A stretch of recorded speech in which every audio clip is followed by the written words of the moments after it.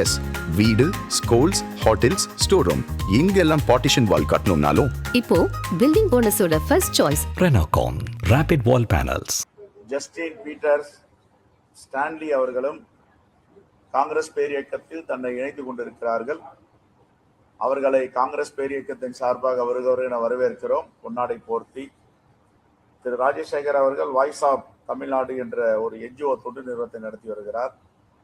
ஊடகங்களில சிறப்பாக பேசக்கூடியவர், மக்களுக்காக போராடக்கூடிய ஒரு தலைவராக இருந்தவர்.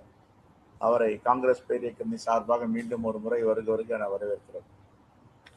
ரைட், நீங்க என்ன பேசுறீங்களா? சொல்லுங்க. இன்று காங்கிரஸ் கட்சியில் ஒரு நல்ல ஒரு முன்னுதாரணமாக இருக்க வேண்டும் என்பதற்காக காங்கிரஸ் கட்சியில் பிரிந்து சென்று மீண்டும் என்னை இணைத்துக் கொள்கிறேன்.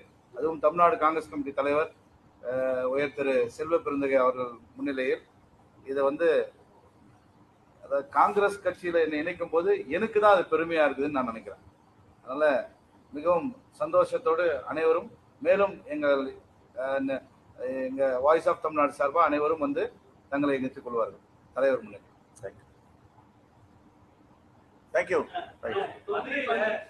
மதுரையில நாளைக்கு நடக்கக்கூடிய கூட்டணியோட காலையில் இருந்தது, மதியம் அது அகற்றப்பட்டிருக்கு. எப்படி பார்க்கணும்? பெரியார் படம் மட்டுமில்லை, அம்மையார் ஜெயலலிதா படத்தை அகற்ற சொன்னாலும் எடப்பாடி பழனிசாமி அவர்கள் அகற்றுவார். புரட்சி தலைவர் எம்ஜிஆர் படத்தை அகற்ற சொன்னாலும் அகற்றுவார். ஏற்கனவே சசிகலாவை அகற்ற சொன்னார்கள், அகற்றினார். அவருக்கு முழு ஒத்துழைப்பு கொடுத்து வாய்ப்பு கொடுத்த திரு டிடி தினகரன் அவர்களை அகற்றினார். இப்பொழுது தந்தை பெரியாரை அகற்றியிருக்கிறார்.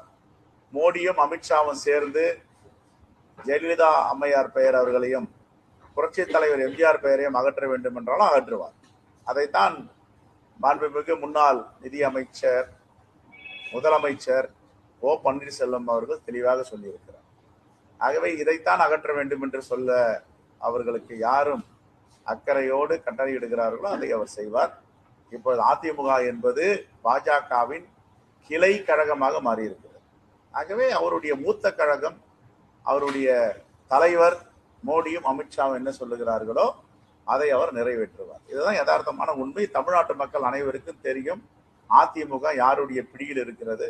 அதிமுகவை இப்ப வழிநடத்துபவர் அமித்ஷா அவர்களா, மோடி அவர்களா, எடப்பாடி பழனிசாமி அவர்களா என்றால் எல்லோருக்கும் தெரிந்த கதை. டெல்லியிலிருந்து அதிமுகவை இயக்கி கொண்டிருக்கிறார். இதுதான் யதார்த்தமான உண்மை.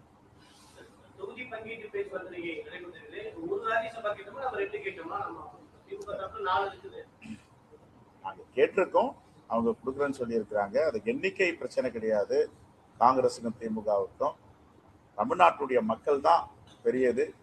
அந்த கணக்கில் எண்ணிக்கை கணக்கில் போகாமல் தமிழ்நாட்டு மக்களையும் தமிழ் மண்ணையும் காப்பாற்றுவதற்கான இந்த கூட்டணி திமுக காங்கிரஸ் இந்தியா கூட்டணி செயல்பட்டு கொண்டிருக்கிறது. எண்ணிக்கையை நாங்கள் பேசி தீர்த்து கொள்வோம்.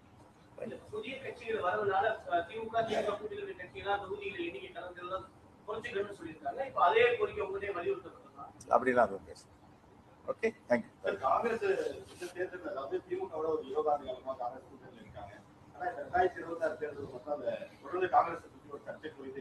ஒரு சர்ச்சையும் இல்லையே, ஒரு சர்ச்சையும் கிடையாது. நாங்கள் தொடர்ந்து பேசிட்டு தானே இருக்கிறோம். தலைவர் மல்லிகார்ஜுன கார்கேவோ, தலைவர் ராகுல் காந்தியோ, எங்களுடைய பொறுப்பாளர் திரு கிரீஷ் சோடகரோ, நானும் எதையுமே சொல்லலையே. சில ஸ்பெகுலேஷன் அவங்களா வெளியில கசிய விடுறாங்க, ஏற்படுத்துறாங்க. அது உண்மை இல்லை, உண்மைக்கு புறம்பானது. நாங்கள் முழு மூச்சாக உண்மையோடு திராவிட முன்னேற்ற கழகத்தோடு கூட்டணியை தொடர்ந்து கொண்டிருக்கிறோம். ஓரிரு நாட்களில் முடியும். தேங்க்யூ.